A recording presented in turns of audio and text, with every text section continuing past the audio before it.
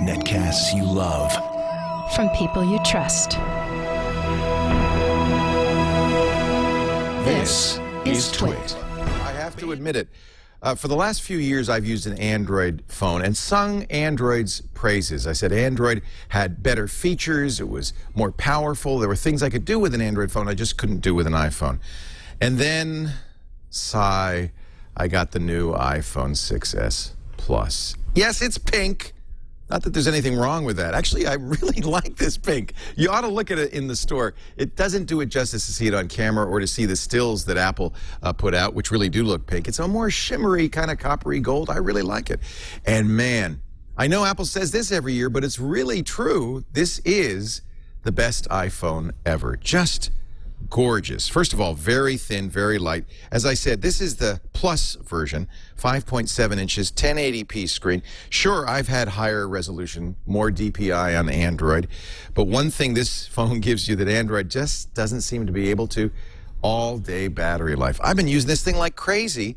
In fact, I unplugged it at 6 a.m. I'm still at 77%.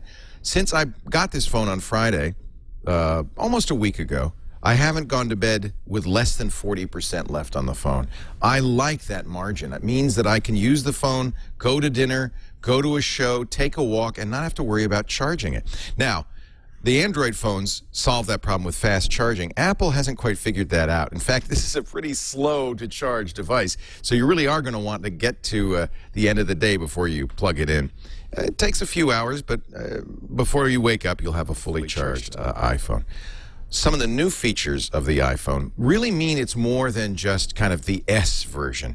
Apple said the only thing that's changed is everything. At first, I mocked that. But as I use it, I'm really impressed. Siri's much improved. You could talk to her directly. Hey, Siri. She'll even say yes, by the way, which is kind of cool. She'll read you Wikipedia articles, which she never did before. You do train Siri to use your voice, which means that she's much less likely to wake up by accident. That is a big boon. Did I wake up your Siri when I was shouting, hey, Siri? Oh, all right.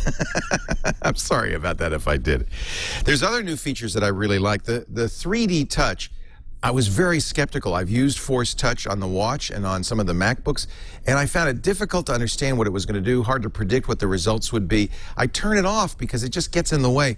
You won't want to turn it off on the new iPhone 6s. Let me show you. Of course, with Apple's apps, it's always going to work. And in fact, the way you do it is if you just tap something, it'll open the app. If you press it a little longer, it'll make them jiggle, jiggle, jiggle so you can delete it. But if you press it hard, and it takes a little while, but you do get some haptic feedback, a little buzz on the screen.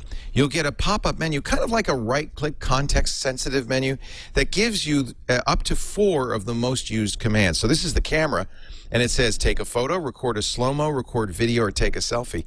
And as a power user, you gotta love that. It immediately goes into selfie mode. Speaking of which, selfies, they now flash the screen to give selfies their own light, and it really has improved the quality of the selfies. There are third-party apps that support this 3D touch. Look, here's Instagram, 3D Force Touch it or pop it, and you get new post, view activity, search, and direct.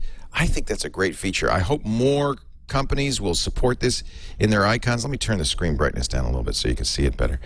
It's just a great feature. It's a little frustrating, though, when you tap something and nothing happens, and that's one of the reasons I hope that companies will start supporting this 3D touch. It's great. Another thing you can do with 3D touch that's brand new and it requires one of the new iPhones is you force touch and swipe in from the left. Look at that. Here's other apps that are running in the background. You can go directly to the previous app by just swiping all the way, or swipe halfway and you'll get the new iOS 9 context switcher. These are all apps running in the background or recently used apps. That's a very nice feature. Again, this is a phone, an iPhone for a power user. And I have to say, I really, really like the new features.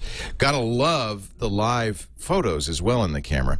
The trick with the camera is to take pictures and be aware of the live photos. You can turn it off. Here's one of my my little dog, Ozzy. You can turn off the live photos if you want, and you might want to, because what happens is the picture is being recorded 1.5 seconds before you actually shoot the shot, and then for a second and a half afterwards. That means I got a lot of pictures of me putting the phone down.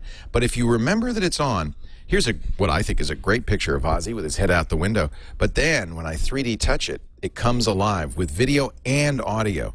Right now, it only works on iOS devices with this new 3D touch capability. Messages works that way. Facebook says their iOS app will also do that. If more and more social sites adopt this, I think this is a great feature, especially if you have kids or small animals. It really brings it to life. A+ Apple, they've done it beautifully. We've seen this feature before on Nokia and HTC, but as usual, Apple just got it right. They made it really sweet. All in all, I have to say, this is easily the best iPhone I've ever used. The real question is who should buy it. Certainly, if you're an iPhone user, you're going to be interested in it. And if you have an iPhone that's more than 2 years old, you're absolutely going to want to buy it if you can afford it. These are still pretty expensive phones, but Apple's made it easier with their monthly purchase plan. The question really is, if you have an iPhone 6, only a year old, should you upgrade to the iPhone 6s? In my opinion, you should. There's enough new stuff here to make it a completely different and much better experience. And by the way, rose gold. It ain't bad. Pros and cons. Faster than ever before. It's about twice as fast, and it really feels it. Partly that's because they doubled the RAM. Partly it's because it's got a new A9 chip in it. The pictures are gorgeous. Yes, those 12 megapixels show up in every shot you take, in low light, in bright light. It's still not a DSLR or even a point and shoot, but it's probably the best camera phone I've ever used. I love the live photos too. That's a great way to bring a photo to life.